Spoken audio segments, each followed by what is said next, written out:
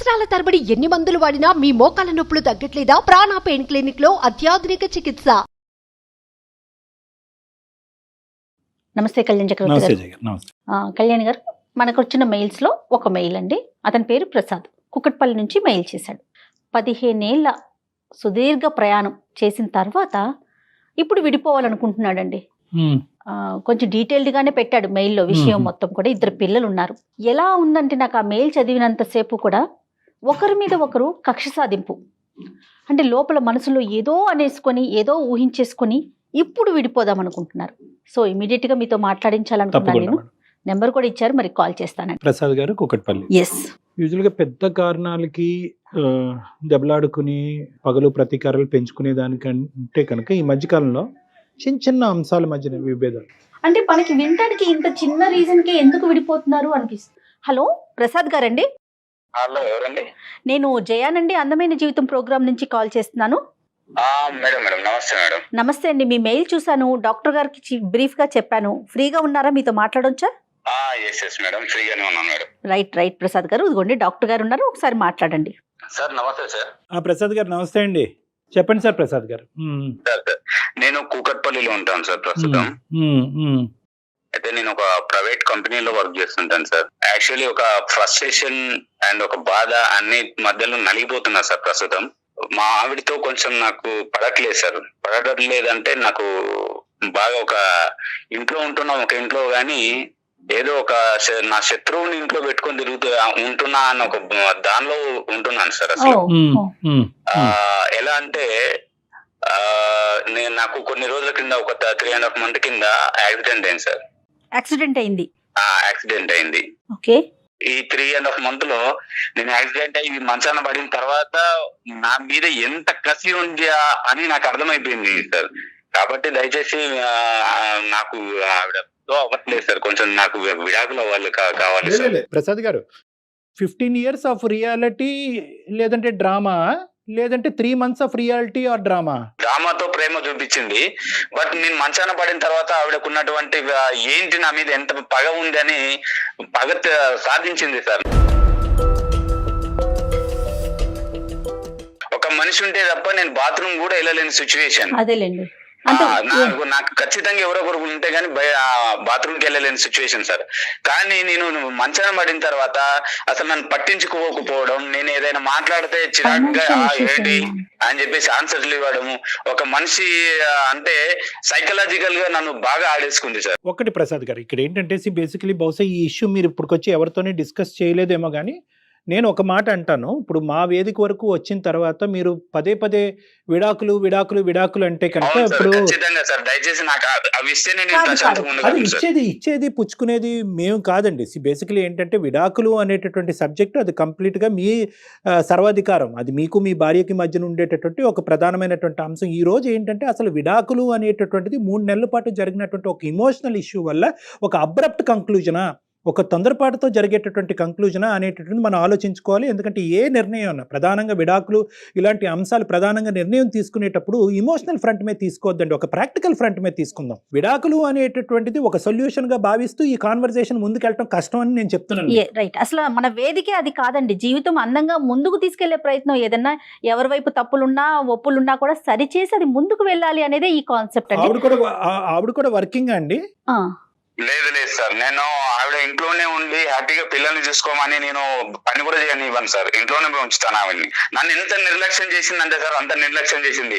అంటే ఒక భర్త మంచం మీద పడినప్పుడు చేయాల్సినటువంటి ఒక కనీస బాధ్యతలు కూడా ఒక 100% కి మినిమం ఒక 70% కూడా చేసిందంటే నమ్మసౌక్యం లేదు సార్. ప్రసాద్ గారు, అది ఇంటెన్షనల్ గా మనం ఏంటంటే ఇప్పుడు ఒకటి మాట్లాడుకోవాలి.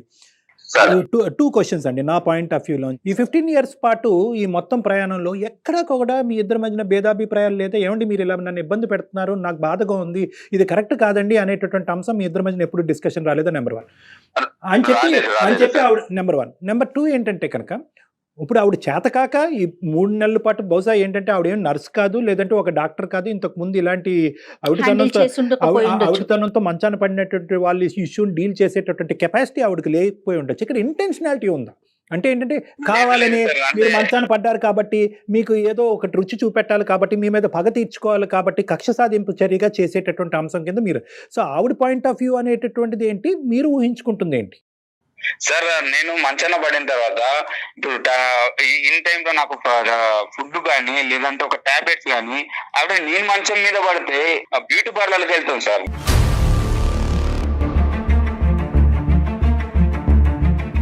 పిల్లలైనా పక్కన ఉంటారేమో అని అంటే సండే లేదు ఆ టైంలో ఎవరైనా అంటే స్కూల్ కి హాలిడేస్ ఉన్న టైంలో ఎన్ని హాలిడేస్ ఉంటాయి సార్, ఆ టైంలో కూడా పిల్లల్ని తీసుకొని బయటకు వెళ్ళిపోవడం, కనీసం నాకు దగ్గరుండి చూసుకోకపోవడం, ఇలా చాలా చేసింది సార్. అంటే బాగా కక్ష సాధింపు లాంటిది చాలా చర్యలు చేసింది సార్ నా పైన. ప్రసాద్ గారు, ఇప్పుడు మీకు జరిగినటువంటి ఈ అంశాన్ని మొత్తం 3 నెలల్లో కన్సిస్టెంట్ గా ప్రతిరోజు ఆవిడ యొక్క ప్రవర్తన ఇలాగే ఉందా, లేదంటే మధ్య మధ్యలో ఉండేదా? ఆవిడకి నాకు చేతన అవ్వట్లేదు, నా వల్ల అవ్వట్లేదు అనేటటువంటి ఎక్స్ప్రెషన్ ఆవిడ ఎప్పుడైనా చెప్పిందా లేదా? ఏంటి ఏంటి అని చెప్పేసి అనడం, లేదంటే ఒక టైప్ ఆఫ్ లుకింగ్స్ ఇవ్వడం, ఇలా చేసేది సార్. అంటే చెప్పుకోలేదు సార్, అంటే అంత దుర్భరమైన సిచ్యువేషన్ ఎదురు చూస్తాను సార్. అంటే ఇప్పటికి నేను అనుభవిస్తున్న సిచ్యువేషన్ ఏంటంటే నాకు ఈ 3.5 months బాగా ఎదురైన ఘట్టాలన్నీ కూడా ఒక శత్రువుని, నీ శత్రువు ఇంట్లోనే ఉందని దేవుడు నాకు ఇలా చేయడం కూడా మంచిదే జరిగిందేమో, ఇన్ని రోజుల నాటకానికి ఒక తెర లేపాడేమో అని నేను ఫీల్ అవుతున్నాను సార్.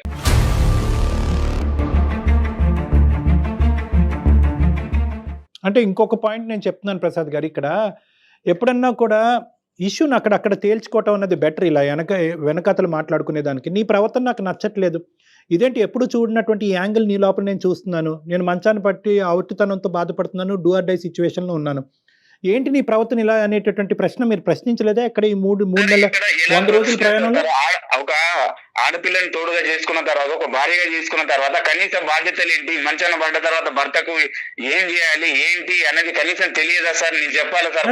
మీరు చెప్పవలసినటువంటి అవసరం లేదు. అది ఇక్కడ 2 points మనం ఏమంటున్నా అంటే కనుక ఆవిడ చేతకాక చేయలేకపోయిందా, లేదంటే కావాలని చేయలేకపోయింది? సార్ కావాలని చేయలేకపోయింది. అంటే మీ ఇద్దరి మధ్య ఎప్పుడు డిఫరెన్సెస్ లేవా ఈ అంతకుముందు ఈ 15 years లో? లేవు సార్, చిన్న చిన్న గొడవలు అనేవి కామన్ థింగ్, కానీ ఇంత డెప్త్ గా మాత్రం ఎప్పుడు పడలేదు సార్, మేము ఎప్పుడు అనుకోలేదు. ఇప్పుడు మీకు ఈ రోజు చేయనందుకు నువ్వేంటి నాకు ఇలా చేయలేకపోతున్నావు, నాకు కష్టకాలం వచ్చినప్పుడు నువ్వు ఎందుకు చేయలేకపోతున్నావు అనేటటువంటి మీరు అడిగినందుకు ఆవిడ ఏమైనా పశ్చాత్తాపం ఫీల్ అయ్యిందా? సారీ అండి నాకు అర్థం కాలేదు. ఇప్పుడు అడగలేదు సార్, నేను మనసులో పెట్టుకొని నాకు నేను సర్ది చెప్పుకుంటూ ఏదో ఒక రోజు నేను వద్దు ఇవన్నీ చూసి భరిస్తూ ఇలాంటి భార్యన నేను కట్టుకుందని ప్రతిరోజు మనసులో కుమిలిపోయేవాడిని సార్. ఇన్ని రోజులు ఆడింది డ్రామానా, ఈ రోజు నేను మంచాన పడ్డాను కాబట్టి ఈ రోజు తనకు ఒక టైం వచ్చిందని ఆడుకుంటుందా, ఇన్ని రోజులు చేసినంత వృధా అయిపోయిందని ఎంత కుమిలిపోయాను సార్. అంటే మీరు ఏం చేసి ఉండొచ్చండి, ఏం చేసి ఉండొచ్చు కాబట్టి ఆవిడ ఈ రోజు పగ తీర్చుకుంటున్నారు? నేను ఏమీ చేయలేదు సార్, నేను ఏమి చేయలేదు, తప్పుగా మాట్లాడింది లేదు, ఎప్పుగా ఏం ఆలోచించలేదు. అంటే నేను, నా పిల్లలు, భార్య, ఇదే కుటుంబం, నేను కష్టపడ్డం ఇది మాత్రం నాకు తెలుసు సార్. ప్రతిదీ డబ్బులు కూడా తీసుకొచ్చి ఆవిడకి మెయింటెనెన్స్ కి ఇస్తాను సార్. ఇక్కడ ఏదో ఒక లింక్ మిస్ అవుతున్నట్టు నాకు అనిపిస్తుంది ప్రసాద్ గారు. ఖచ్చితంగా ఆవిడతో అయితే మనం మాట్లాడాలి. ఫోన్ చేయొచ్చా సార్? ఎక్కడున్నారు ఆవిడ? మీరు ఆఫీస్ లో ఉన్నారా? లేదు సార్, నేను ఆఫీస్ అని చెప్పేసి ఇంట్లో నుంచి బయటకు వచ్చేసి వేరే ఫ్రెండ్ రూమ్ లో తలదాచుకుంటున్నాను సార్. ఇప్పుడు ఇంట్లో ఉండలేకపోతున్నాను, బయటకు వెళ్ళలేకపోతున్నాను, ఫ్రెండ్ దగ్గర వచ్చి ఏదో రియలైజ్ అవుదామని ఇక్కడ వచ్చి ఉన్నాను సార్. ఎప్పటి నుంచి అండి, ఎన్ని రోజులు బట్టి? రీసెంట్ గానే సార్, నేను యాక్చువల్లీ నెక్స్ట్ మంత్ నుంచి వెళ్ళాలి, బట్ ఇప్పటి నుంచి అని చెప్పేసి ఇంట్లో ఉండకుండా బయటకు వచ్చేస్తున్నాను సార్. సో పిల్లలు అక్కడే ఉన్నారు, మరి పిల్లల్ని మిస్ అవ్వట్లేదా మరి మీరు? లేదు సార్, అంటే డైలీ ఇంటికి వెళ్ళి ఈవినింగ్ టైం మిగతా టైం ఇక్కడ స్పెండ్ చేయడం జరుగుతుంది సార్. అలాగంటారా? ఓకే ఓకే, చూడండి ఆవిడ మనకు అందుబాటులో ఉంటదేమో, ఆవిడ కూడా ఒకసారి డైరెక్ట్ గా క్లారిటీ తెచ్చుకో. ఒక్క నిమిషం సార్. అతను మాట తీరు వింటూ ఉంటే మరి డీసెంట్ పర్సన్ లాగే అనిపిస్తున్నారు, అర్థం చేసుకునే వ్యక్తి లాగా. అపోహలకు లోన ఉన్నట్టు. 15 ఏళ్ళు కలిసి ఉన్నప్పుడు ఏ భార్య అయినా సహజంగా మనం ఆలోచిస్తే, భార్య కానీ భర్త కానీ ఏదైనా తీవ్రమైన ఇబ్బంది పడుతున్నప్పుడు ఇలా కూడా బిహేవ్ చేస్తారా? అంటే మేజర్లీ కమ్యూనికేషన్ మేడం. ఇక్కడ ఏమవుతుందంటే వీళ్ళు చిన్న విషయాలు అనుకుంటున్నారు, ఎక్కడికక్కడ కవరప్ చేసుకుని అతను ఇంతే అని ఆవిడ అనుకుంది, ఈవిడింతే అని ఇతను కంటిన్యూ అయిపోతున్నారు. The main thing about wife and husband relationship ఏంటంటే కమ్యూనికేషన్. ఈ రోజు ఇప్పుడు అతను మనతో చెప్పినట్టుగా ఇంతకు ముందు ఎవరితో కమ్యూనికేట్ చేసి ఉండడు, అంటే ఎవరితో అక్కర్లేదు, భార్య భర్త కూర్చుని ఏమైనా నాకు ఇది నచ్చుతుంది, ఇది నచ్చట్లేదు, ఇది కరెక్ట్, ఇది రాంగ్ అనేది. అంటే సైకలాజికల్ గా మీ ఉద్దేశం ఎప్పటికప్పుడు ఒక ఇష్యూ ఉన్నప్పుడు అప్పుడే మాట్లాడేసుకోవటం మంచిదంటారా? హలో పద్మ, అట్లీస్ట్ ఆ ఇష్యూ రిపీట్ అయ్యేటప్పుడు పద్మ చెప్పు. నేను డాక్టర్ కళ్యాణ్ గారి దగ్గర ఉన్నాను. అదే దేనికి వెళ్ళావని అడుగుతున్నాను. దేనికి వెళ్ళామంటే నీకు తెలియదా దేనికి వెళ్ళాను? నాకెట్లా తెలుస్తుంది? బానే ఉన్నావు కదా ఇప్పుడు. నాకు డైవర్స్ కావాలని మన డాక్టర్ గారితో చెప్పాను. ఏ డాక్టర్ ఏం చేస్తారు నీకు డైవర్స్ కావాల్సి వస్తే?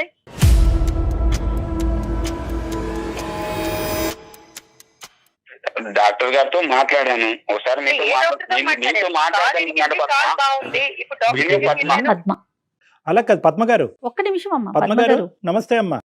నమస్తే అండి. నమస్తే అమ్మ, నా పేరు డాక్టర్ కళ్యాణ్ చక్రవర్తి. నేను మానసిక వైద్య నిపుణుడి, రిలేషన్షిప్ కౌన్సిలర్ని. నాతో పాటు జయ గారు ఉన్నారు. మేము సుమన్ టీవీ వేదిక అందమైన జీవితం అనేటటువంటి ఒక ప్రోగ్రామ్ నుంచి మాట్లాడుతున్నాం. మిమ్మల్ని ఇబ్బంది పెట్టి మిమ్మల్ని కష్టపెట్టేటటువంటి ఉద్దేశం కాదు.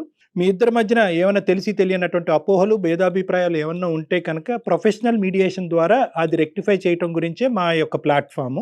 మీకు No, ఇది మీకు ఇది మా ఇద్దరికి సంబంధించింది. ఆయన తీసుకెళ్లి రోడ్డును పడేసి. అమ్మా ఒక్క నిమిషం అమ్మ, నేను కామ్గా మాట్లాడుతున్నాను. దయచేసి మీరు కూడా అర్థం చేసుకుని కామ్గా మాట్లాడండి. నేనేంటంటే మిమ్మల్ని ఇబ్బంది పెట్టేటటువంటి ఉద్దేశం కాదు. అతను మాకు రీచ్ అయ్యారు.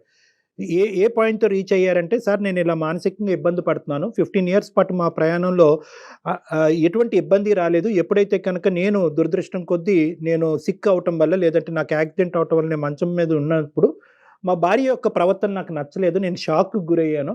కాబట్టి ఇన్ని రోజులు మా భార్య నాతో పాటు చేసినటువంటిది ఒక నిజమైనటువంటి ప్రేమతో కూడినటువంటి అంశం కాదేమో. ఇప్పుడు ఆవిడ ఇలా అది మీకు చెప్పుకున్నాడా వచ్చి? అంటే అలా చెప్పుకున్నాడు. మేమేం కంక్లూడ్ అవ్వలేదమ్మా. మీరు ఆయన బ్యాడనో, వర్షన్ చెప్పారమ్మా. మీరు బ్యాడనో, మీరు కరెక్ట్ కాదనో, మీ ప్రయాణం తప్పనో మేమైతే కంక్లూడ్ అవ్వలేదు. అతని బాధ అలా వెలగక్కాడు అనేటటువంటిది నేను మీ వరకు తీసుకొస్తున్నాను. ఏకంగా 2 పిల్లలు కన్నా తర్వాత మీరు డివోర్స్ అనేటటువంటి పదం వాడటం కూడా కరెక్ట్ కాదు. మాకు ఒక్కసారి పద్మ గారితో మాట్లాడటానికి అవకాశం ఇవ్వండి అని చెప్పి మేము అతని మీద ఒత్తిడి తీసుకొస్తే మీకు కలపడం జరిగింది. కానీ అతను నాకు చెప్పాలి కదండి. చెప్పకుండా ఏం చెప్తారు చెప్పు.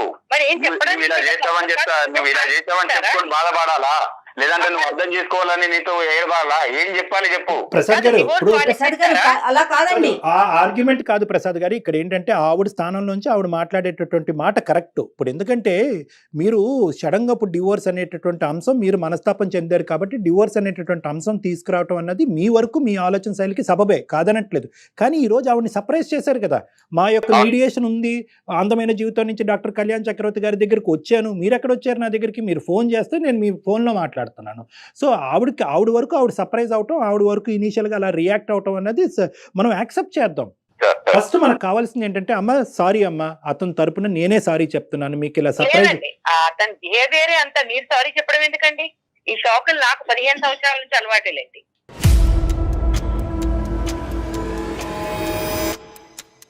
నువ్వు ఇచ్చిన శాఖ ముందు నేను ఇది శాఖ పద్మ.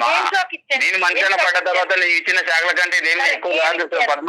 ఆవిడ యొక్క రియాక్షన్ ఏంటో మనం ఒకసారి విందాం. Okay sir. ఇప్పుడు 3 నెలలు మంచం మీద పడున్నప్పుడు ఖాళీగా ఏం చేయాలో తెలియక గొయ్యి తవ్వుకున్నాడు అంతే. ఇప్పుడు బేసిక్ గా అతనికి కావాల్సింది డివోర్స్. ఎందుకంటే ఇప్పుడు నడుస్తున్నాడు కదా. ఇప్పుడు నీ కంప్లైంట్ ఏంటి? నీకు టైం కి మందులు ఇచ్చా, టైం కి తిండి పెట్టా, టైం కి స్నానం చేయించా, బ్యూటీ పార్లర్కి వెళ్ళుకుంటూ నువ్వు నాకు ఇచ్చావు. నేను వెళ్ళకపోతే నీ కాలు నయం అయిపోతుందా? నాకు ఒక 2 things కావాలి. ఒకటి ఏంటంటే, ఈ 3 నెలల పాటు అతనికి కావాల్సినటువంటి సదుపాయాలు, అతనికి కావాల్సినటువంటి అవసరాల్లో మీరు కావాలనే, అతని అభిప్రాయం కావాలనే మీరు నిర్లక్ష్యం వహించారు, అతను ఇబ్బంది పెట్టాలనేటటువంటి ఉద్దేశంతోనే మీరు ముందుకెళ్ళారు అని. అవునండి. అవునమ్మా, కావాలని కొన్ని చేశా. కరెక్ట్.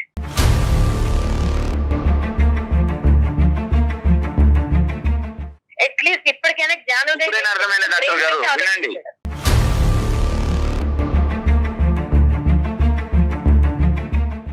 ఎప్పుడు బ్రెయిన్ యూజ్ చేసావు కదా. ఈసారి కొంచెం నీకు 3 నెలలు ఖాళీగా ఉండేసరికి మనసు అనేది ఒకసారి బయటకు వచ్చిందేమో ఆలోచించడానికి. 15 ఏళ్ళుగా నువ్వు పెట్టిన దాని ముందు 3 నెలల్లో నేను చూపించింది నథింగ్. చూపెట్టారా? చూపించానండి. తప్పు కాదమ్మా. దేనికండి? అదేంటమ్మా మంచాన్ని పడినట్టు? కాదండి, ఈ 15 ఏళ్లలో నేను వెళ్ళి రద్దకెళ్ళి రోడ్డు మీదకి వెళ్ళి ఎవరికి చెప్పుకోలేదు ఇతను చేసినవి. అంటే ఇది రివెంజ్ తీర్చుకున్నట్లుగా అనిపించట్లేదా పద్మ గారు? మనకి అలాంటి ఆలోచన రావట్లేదంటారా? ఒక రకంగా కూడా రివేజ్ అండి. నేను హ్యూమన్ బీయింగ్ ని, నేను మనిషిని కదా, నాకు ఒక మనసు ఉంటది. అమ్మా నాకు అవకాశం వచ్చింది ఈ రోజు. 15 సంవత్సరాలు బహుశా మేము ఏమంటే ప్రీమెచ్యూర్ గా మాట్లాడుతున్నానేమో, నా అనుభవంతో నేను ఏమైనా కొద్దిగా తెలిసి తెలియకుండా ఏమైనా మాట్లాడుతున్నానేమో, నన్ను క్షమించండి. కానీ నేను అనేది ఏంటంటే 15 సంవత్సరాల పాటు ఏ స్థాయి క్షోభను అనుభవించిన తర్వాత మంచం మీద పడి 2 కాళ్ళు ఎరగొట్టుకుని పనిచేసేటటువంటి ఒక మనిషి మంచం మీద ఉన్నప్పుడు ఎటువంటి వ్యక్తిత్వం ఉండేటటువంటి వాళ్ళు కక్ష సాధింపు చేస్తారు, ఎటువంటి మనస్తత్వం ఉండేటటువంటి అంటే మీరు ఒక్క నిమిషం మిమ్మల్ని ఇంటరప్ట్ చేస్తున్నందుకు కాదు, వ్యక్తిత్వాల గురించి మాట్లాడితే వ్యక్తిత్వం లేని మనిషితో నేను 15 సంవత్సరాలు ఉన్నాను.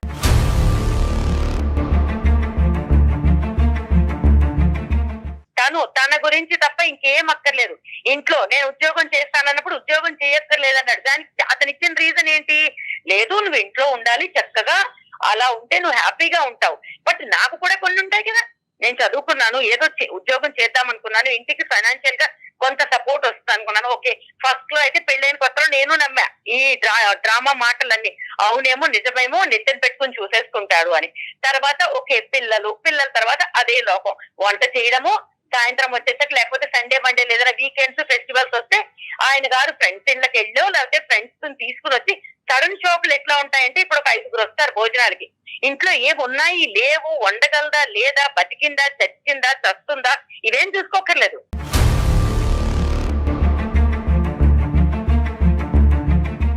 ఇప్పుడు ఎవరైనా ఫ్రెండ్స్ చెప్పి రారు కదా, దాన్ని కూడా మనసులో పెట్టుకుంటావా? ఎందుకు పెట్టుకోనండి ఫ్రెండ్స్ ఏం లేకుంటాయి. ఇప్పుడు నీకు అనుకుండానే చేస్తానా?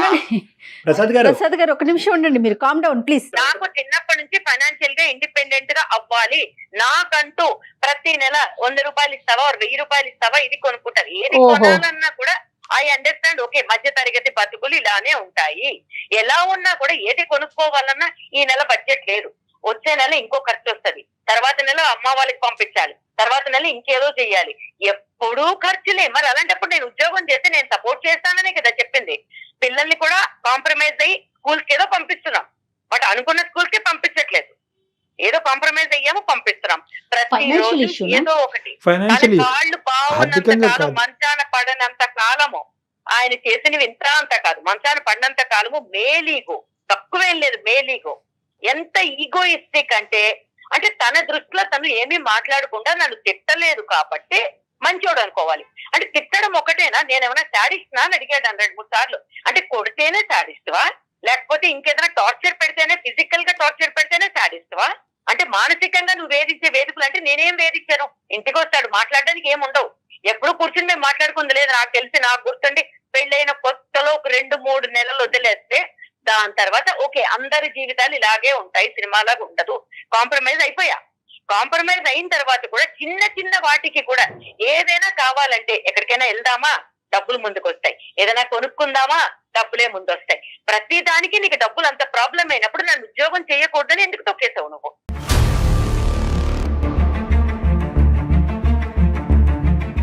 భార్య ఇంట్లో ఉండి చూసుకోవాలని అనుకోవడం తప్ప, లేదంటే నేను సంపాదించిన దానిలో అడ్జస్ట్ అయ్యి ఉండడం అనుకోవడం తప్ప, లేకపోతే అవ్వనని చెప్పాను కదా, నేను అవ్వలేదు. ఎందుకు అవ్వవు నువ్వు? ఎందుకు అవ్వవు చెప్పు.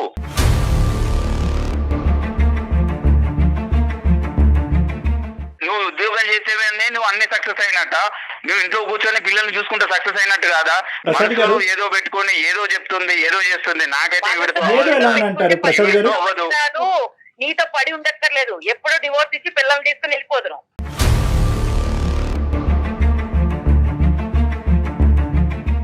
మీరు ఇంత కోపం ఇంత ఇది మన మనసులో పెట్టుకున్నారు కదా, ఎప్పుడైనా ఇదే వర్షన్లో ఆయనతో చెప్పారా? ప్రసాద్ తో మాట్లాడారా మీరు? మాట్లాడుకుంటే మేము కొట్లాట్లోకి దిగుతాం. సో దాని బదులు మాట్లాడుకోకుండా బతికేస్తున్నాం. అది కాంప్రమైజ్ అయ్యి బతకడమా లేకపోతే చావలేక బతకడమా? దాన్ని ఏం పేరు పెట్టుకుంటారు పెట్టుకోండి. ఏం మాట్లాడాలన్నా ఫ్రెండ్స్ వస్తారు. ఒక పనికి మాలిన నాగరాజు ఎవడో ఉంటాడు, ఎప్పుడు చూసినా అక్కడికి పోతాడు. ఎందుకు వెళ్తావు నువ్వు? వాడి గురించి మాట్లాడకు, వాడు నా ఫ్రెండ్, వాడు నా ఫ్రెండ్. నాకు ఎన్నోసార్లు అవసరాలకు డబ్బులు ఇచ్చాడు వాడు. అవును, అవసరమైన ప్రతిసారి వాడు ఎన్నోసార్లు డబ్బులు ఇచ్చి ఆదుకున్నాడు. వాళ్ళ గురించి నువ్వు ఎలా మాట్లాడతావు? నా ఫ్రెండ్స్ గురించి మాట్లాడాల్సిన అర్హత ఏంది నీకు? నువ్వు తాళి కట్టావు కదా, తాళి కట్టినప్పుడు నా ఫ్రెండ్స్ కూడా నువ్వు డెఫినెట్లీ గా స్వీకరించాలి. వాడు విషయం ఎలా మాట్లాడుతావు నువ్వు? స్వీకరించను, నిన్ను స్వీకరించా. నీతో పాటు మీ అమ్మ బాబుల్ని కూడా స్వీకరించుతా కొంతవరకు. కానీ నీ ఫ్రెండ్స్ ని వాళ్ళ పిల్లల్ని అమ్మ బాబులని మాట్లాడకు. ఏ రోజైనా మీ అమ్మ నాన్న గురించి మాట్లాడాను? అమ్మ బాబులని ఈ రోజు మాట్లాడుతున్నాను. ఏంటి నువ్వు చేసే ఇంతకంటే ఏం చేయగలను? నేను మానసికంగా ఎంత కుమిలిపోయాను నాకు తెలుస్తుంది. అవును, ఖాళీగా ఉన్నావు కాబట్టి కుమిలిపోయావు, బిజీగా ఉన్నప్పుడు కుమిలిపోలేదు కదా. కాలు తిరిగి ఇంట్లో పడ్డాను కాబట్టి నీవేంది అర్థమైంది. దేవుడు అనేవాడు ప్రతి ఒక్కరికి ఒక అవకాశం ఇస్తాడు. చెప్పు పద్మ, చెప్పు. ఇదే ప్రోగ్రామ్ నాకు తెలుసుంటే నీకన్నా ముందు నేను చేసి అడిగేదాన్ని డివోర్స్. నేను డాక్టర్ దగ్గరకు వచ్చేదాన్ని కదా, లాయర్ దగ్గరికి వెళ్ళేదాన్ని.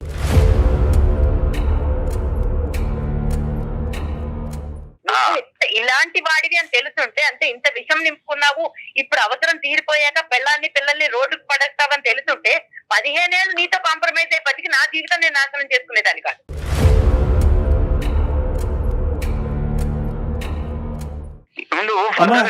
ప్రాబ్లమ్స్ ఎలా ఉంటాయని నీకు తెలిసినప్పుడు నువ్వు నన్ను బాగా చూసుకుంటే ఈ రోజు ఈ సిచ్యువేషన్ కాదు కదా. ప్రాబ్లం ఏంటి? వదిలేస్తే వదిలేకో.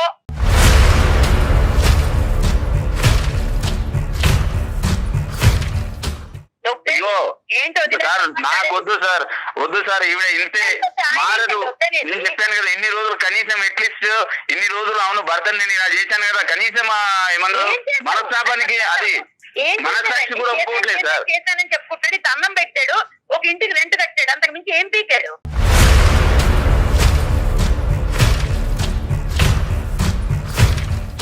మీ డెఫినేషన్ ఎలా ఉంది అంటే కనుక బహుశా అతని మనసు వరకు అతనికి అర్థం కాలేదు. మీ డెఫినేషన్ ఏం చెప్తున్నారు? నాకు ఫ్రీడమ్ ఉందా, నాకు స్వేచ్ఛ ఉందా, నీ ఫ్రెండ్స్ కి ఇచ్చేటటువంటి ఇంపార్టెన్స్ భారీగా నాకు ఇస్తున్నావా? అవును, నన్ను ఫైనాన్షియల్ గా స్టాండర్డ్ గా లేను, ఉన్నదాను అడ్జస్ట్ అవ్వాలని చెప్తాను. అదే తప్ప అండి? తప్పే. ఇక్కడ ఒక ప్రధానమైనటువంటి ఇష్యూ ఏంటంటే ఇవన్నీ ఆవిడ మనసులో దాచిపెట్టుకుని ఒక అవకాశం దొరికిన తర్వాత 3 నెలల పాటు మీరు మంచం మీద పడినప్పుడు ఆవిడ కక్ష సాధింపు చర్యగా ఇది ఒక బంగారు అవకాశంగా తనకు వచ్చింది, మీకు బుద్ధి చెప్పడానికి ఇంతకు మించినటువంటి అవకాశం లేదు అనేటటువంటి విధంగా ఆవిడ ఆలోచన శైలి అంత క్రికెట్గా ఎలా మారిపోయింది అనేటటువంటిది ఇక్కడ ముఖ్యమైనటువంటి అంశం. ఎందుకంటే ఈ మనిషి నీకేమీ చేయలేదు, భయంకరంగా హింస పెట్టాడు, పగలనక రాత్రనక కొట్టాడు, తిట్టాడు, ఆర్థికంగా ఇబ్బంది పెట్టాడు, పిల్లల్ని చదివించడానికి డబ్బులు ఇవ్వలేదు, మిమ్మల్ని బయటకు వెళ్ళడానికి స్వేచ్ఛనివ్వలేదు, ఇన్ని రకాలుగా హింస పెట్టినా కూడా ఒక మానవతా దృక్పథంతో ఒక మనిషి మంచం మీద పడినప్పుడు సేవ చేయవలసినటువంటి భార్యే కాదు, ఒక ఎవరైనా కూడా అతని పక్కన ఎవరున్నా కూడా సేవ చేస్తారు. కానీ దాన్నే ఒక పిలుచుకోవచ్చు కదండి, వాళ్ళకి బాగా ఏ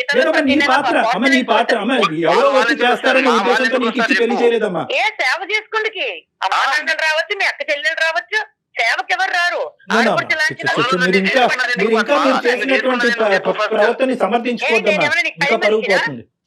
ఒక్క నిమిషం పద్మ గారు. పని మనిషి అని అట్లా అనుకుంటే ఎట్లా పద్మ గారు? పెళ్ళై 15 సంవత్సరాలు ఇద్దరు కలిసి ప్రయాణం చేశారు, ఎందుకు పెళ్లి చేసుకున్నానని అడుగుతున్నాడు. మరి ఇంతవరకు డాక్టర్ గారు చెప్పారు కదా, ఆయన ఇవ్వాల్సినవన్నీ ఇచ్చాడు, ఆయన ప్రకారం ఆయన చాలా సంతృప్తికరమైన లైఫ్ లీడ్ చేశాడు. అంటే పెళ్లి చేసుకుంటే పెళ్ళడానికి బట్టలు, ఒక ఇల్లు, అది బాధ్యత కదా అతండి.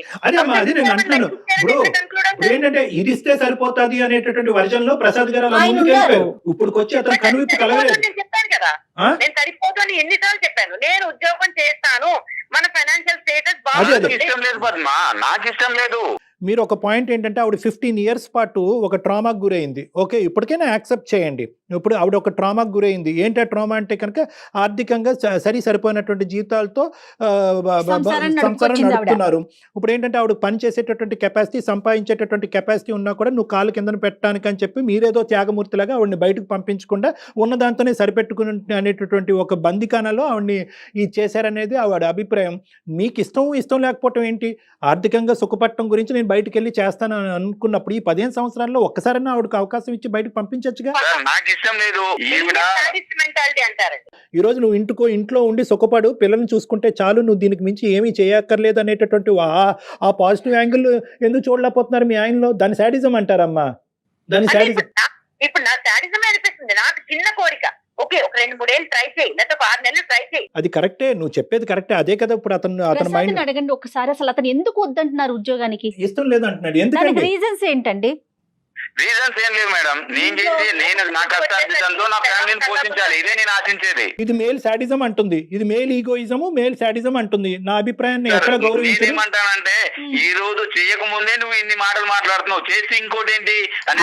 15 ఏళ్ళ తెలుసని కాలు 2022లో కాలు ఇరిగిపోయి నేను మంచాన్ని ఉంటాను, అప్పుడు ఇది ఇలా ఇట్లా ట్రీట్ చేస్తుంది నన్ను నీకు 15 ఏళ్ల క్రితమే కళ వచ్చింది నీకు.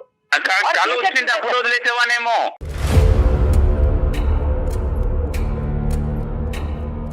ఇంట్లో కూర్చుంటేనే ఇలా మాట్లాడుతుంది, బయటకు వెళ్తే ఈవిడ కొమ్ములు వచ్చి ఇంకెలా మాట్లాడుతా అంటే ఒక ఆడదాన్ని ఇలాగే ఉండాలి, ఈ పరిధుల మధ్యనే ఉండాలి, ఇలాగే మాట్లాడాలి, ఇలాగే వ్యవహరించాలి అనేటటువంటి గీతలు మీరు ఆల్రెడీ మెంటల్లీ మీరు ముందే గీసుకున్నారు. నేను ఇప్పుడు వరకు ఏమనుకుంటున్నానంటే అరే అబ్బా ప్రసాద్ భార్యను సుఖపెట్టేస్తున్నాడు, ఇంట్లో కాళ్ళు నేల మీద మోపకుండా అబ్బాయి ఎంత పువ్వుల్లో పెట్టుకుని భార్యను చూసుకుంటున్నాడు అని నేను అనుకున్నాను. ఇప్పుడు అలా లేదు యాంగిల్. బయటకు వెళ్తే నీకు 2 కొమ్ములు వస్తాయి, నన్ను డామినేట్ చేస్తావు, లేదా నా వాల్యూ పోతుంది అన్నట్టు మాట్లాడుతున్నాను. నేను ఒకవేళ పంపించుంటే 100% ఇదే జరిగింది. ఇక 3 నెలలు ఆయన కాదనుకుని నాకు నచ్చిన టైంలో సినిమాకి వెళ్తా, నాకు నచ్చిన టైంలో ఫ్రెండ్ ఇంటికి వెళ్తా, నాకు నచ్చిన టైంలో ఫ్రెండ్. నేను ఒకే ఒక మాట చెప్తాను, దయచేసి శ్రద్ధగా వినండి. ఒకే ఒక మాట నేనేమంటున్నానంటే ఈ 15 years పాటు మీ యొక్క అధికారం ఇలా ఉంది, నా యొక్క ఆలోచన శైలి ఉంది, నాకంటూ స్వేచ్ఛ ఉంది, నాకు స్వేచ్ఛ కావాలి, నాకు విముక్తి కావాలి, లేదంటే నీ ప్రవర్తన మారకపోతే నేను చచ్చిపోతాను అనేటటువంటి అంశాలు మీరు ఇంకో విధంగా ఫైట్ చేసి ఉంటే చాలా బాగుండేదమ్మా. బయటికి వెళ్ళి బతకచ్చు, పిల్లలతో బతకచ్చు, ఉద్యోగం చేసుకోవచ్చు, నా అభిప్రాయం ఇది, నా ఆలోచన ఇది, నేను ఇలా ఉండగలను అని చెప్పి అతనికి ఇంకో విధంగా బుద్ధి చెప్పచ్చు. కానీ ఒక మనిషి మంచం మీద పడిన తర్వాత ఒక శాడిస్టిక్ మెంటాలిటీతో ఒక ఇన్హ్యూమన్గా అరే నీకు మంచి శాస్తే జరిగింది, ఇప్పుడు పెళ్ళం అంటే నీకేం తెలుస్తుంది అనేటటువంటి అభిప్రాయంతో మీ క్యారెక్టర్ని మీరు అసాసినేట్ చేసుకున్నారు చూడండి, అది నాకు బాధగా ఉంది. పొరపాటు పడుతున్నారండి. మనసులోనైనా మనిషిలోనైనా శాడిజం అనేది బయటపడేది శాడిస్టులతో బతికితేనే. నేను ఏదైతే మాట్లాడుతున్నాను ఇక్కడో దీనికి సంబంధించినటువంటి అవుట్లైన్ మీ ఇద్దరికి అర్థమైంది. కానీ ఈరోజు ఇద్దరు ఏంటంటే వెనక్కి తగ్గేటటువంటి ఆలోచన లేదు, గెలుపు బాటనే వెళ్ళాలి. ఈరోజు మనం ఇక్కడ కాంప్రమైజ్ అయిపోతే కనుక ఇంక జీవితాంతం కాంప్రమైజ్ అయిపోవాలనేటటువంటి ఉద్దేశంతో ఆవిడ వాదన ఆవిడ వినిపిస్తుంది, మీ వాదన మీరు వినిపిస్తున్నారు. ఇద్దరు కూడా మీ పిల్లల గురించి ఎవరు ఆలోచించట్లేదు. మీరిద్దరు కాదండి, నలుగురు ఆ విషయాన్ని మర్చిపోతున్నారు. ఇద్దరు కూడా మీ పిల్లల గురించి ఆలోచించట్లేదు. నలుగురు ముగ్గురు అవుతాం.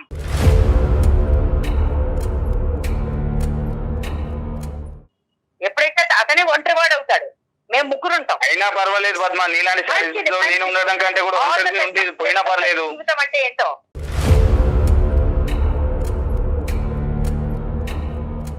నాకు కూడా అమ్మయ్య దీంట్లోంచి అమ్మయ్య ఆ అమ్మయ్య జీవితాంతం ఉండదమ్మా. నలుగురు ముగ్గురు అవటం అనేది సులభమేమో కానీ ఆ ముగ్గురు ప్రయాణం చేయటం అనేది చాలా కష్టము. నలుగురులోంచి ఒక్కడే కదా తనకే తెలిసి వస్తుంది. అతనికి తెలిసి వస్తుందో మీకు తెలిసి వస్తుందో కాలం నిర్ణయిస్తుంది. కానీ ఇలాంటి అంశాలు నా దగ్గర శతకోటి ఉన్నాయి. మీరేదో ఈ రోజు ఇందులోంచి బయటపడితే నేను సుఖ జీవితం అనిపిస్తున్నానని అనుకుంటారు. కానీ అదే ప్రశ్న రేపొద్దున మీరు పిల్లల్ని అడిగినప్పుడు మీ పిల్లలు మిమ్మల్ని అడిగినప్పుడు మీ తల ఎక్కడ పెట్టుకోవాలో మీకు తెలియదు. ఏ అమ్మ నాన్నని ఏ కారణం చేత వదిలేసావు? మానసిక ప్రశాంతత ముఖ్యం నాకు. మీకు ముఖ్యం. తండ్రి లేనటువంటి పిల్లలు మానసిక ప్రశాంతతతో ఉంటారా అనేటటువంటి ప్రశ్నకి ఈ రోజు మీరు మాట్లాడేటటువంటి తీరులో మీకు సమాధానం దొరకదు. కాలం నిర్ణయిస్తుంది. తండ్రి ఒక్కడే ఉంటే సరిపోదండి. తండ్రి ఒక్కడే కదా, తండ్రితో పాటు భర్త రోల్ కూడా చేయగలగాలి.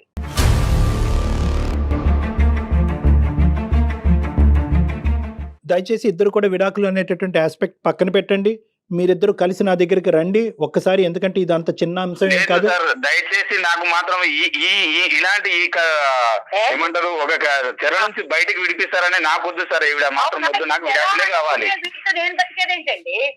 చెర అనుకునే మనిషితో అసలు బతకాలన్న ఆలోచనే దరిద్రంగా ఉంది.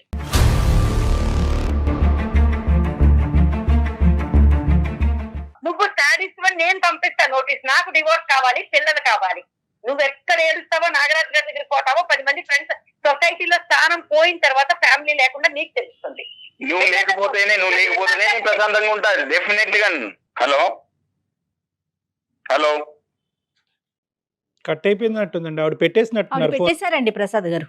ఇది సార్ ఇలా ఉంటుంది సార్. అంటే ఎంత అంటే ప్రతి దానికి నేనే చెడ్డోని అని, లేదంటే ఇంత చూసుకున్నా కూడా నేను చెడ్డోని అనే చూపిస్తుంది సార్. చూసుకుంటున్నానని మీరు అనుకుంటున్నారండి, ఆవిడ అనుకోవాలి కదా. మీకు మీరే అనుకుంటే ఎట్లా? ప్రసాద్ గారు ఒక్క పాయింట్ ఆవిడ వెళ్ళిపోయింది లేండి. కానీ పిక్చర్ లోంచి బహుశా ఏంటంటే విడివిడిగా మీ ఇద్దరితో సపరేట్ గా మాట్లాడుంటే ఇష్యూ ఇంకో విధంగా ఉండేది. ఆవిడ ఏదో మిస్ అయ్యింది ఈ మొత్తం ప్రయాణంలో అన్నది ఇప్పటికైనా మీకు కనువిప్పు కలగాలి. ఏదో మిస్ అయింది, మీరు అన్ని చేశారు, చేయలేదని అనట్లేదు, కానీ ఏదో మిస్ అయింది. ఒక ప్యాచ్ వర్క్ అనేది ఉంది. ఆ ప్యాచ్ వర్క్ రియలైజ్ అవ్వాల్సినటువంటి అవసరం ఈ కుటుంబాన్ని. దయచేసి మీరు డివోర్స్ అని అడగండి. మీరు అడుగుతున్నారు, ఆవిడ అడుగుతున్నారు, కానీ ఇది ఆ సందర్భం. ఈ డివోర్స్ అనేటటువంటి ఆస్పెక్ట్ అసలు మీ ఇద్దరి మధ్యన ఇష్యూయే కాదు నాకు అనిపిస్తుంది. ఇప్పుడు మీకు కావాల్సింది ఏంటంటే ఒకటే, నువ్వు ఉద్యోగం చేసుకుంటావా, గో హెడ్. నీ జీవితం నువ్వు బతకాలి అని అనుకుంటున్నావా, గో హెడ్. నీకు స్వేచ్ఛాయుతమైనటువంటి వాతావరణం కావాలా, గో హెడ్. నీకు నచ్చినటువంటి మనుషులు ఇంట్లోకి రాకూడదా, ఓకే. ఇవి కొన్ని స్టెప్స్, ఇవి బేసిక్ స్టెప్స్. ఈ స్టెప్స్ దిగటం వల్ల, ఈ ఫిక్సేషన్స్ మార్చుకోవటం వల్ల మన జీవితాలు ఏం నాశనం అయిపోదు అండి. విడిగా ఉండి డివోర్స్ అయిపోయి పిల్లలు ఒక దిక్కు మీరు ఒక దిక్కు ఉంటే కనుక అప్పుడు జీవితం నాశనం అవుతుంది. అప్పుడు అసలు సిసలైనటువంటి కష్టాలు. పర్సనల్ గా కూడా ప్రసాద్ గారు ఒకసారి బయటికి వెళ్తే బయటకు ఉండే కష్ట నష్టాలు తనకు కూడా తెలుస్తాయి. ఉద్యోగం అనుకోగానే చేయటం అంత ఈజీ అంటారా? పోనీ చేసింది అనుకోండి, మీ కుటుంబానికే కదా ఆసరా అవుతుంది. బయటకు వెళ్ళి కష్టపడుతుంది, ఇబ్బంది పడుతుంది అనేటటువంటి అంశం కాదు ప్రసాద్ గారు. ఈ రోజు ఆ అమ్మాయి 15 సంవత్సరాలు బట్టి ఒక చిన్నపాటి కోరుకుంటుంది. చాలా ఇళ్లలో ఇది చాలా చిన్నపాటి కోరిక. అవునవును. ఎక్కడైనా మీరు స్వింగ్ అయ్యారా? ఎక్కడైనా మీరు ఒక్కసారైనా ఫ్లెక్సిబుల్ ఇచ్చారా? ఒక అవకాశం ఇద్దామని ఇచ్చారా? ఓకే, ఫైనల్గా నేను చెప్పేది ఒకటి ఏంటంటే, మీరు మాకు ఆవిడ నెంబర్ కూడా ఇవ్వండి. తర్వాత ఒకసారి ఆవిడ నెంబర్ ఇవ్వండి. నేను ప్రత్యక్షంగా ఆవిడకి ఫోన్ చేసి, ప్రత్యేకంగా ఆవిడకి ఫోన్ చేసి నా సెషన్స్కి రండి, నా కౌన్సిలింగ్కి రండి అని ఇన్వైట్ చేస్తాను. మీరు లీగల్ కౌన్సిలింగ్కి వెళ్ళవలసినటువంటి అవసరం లేదు, నా కౌన్సిలింగ్కి రండి.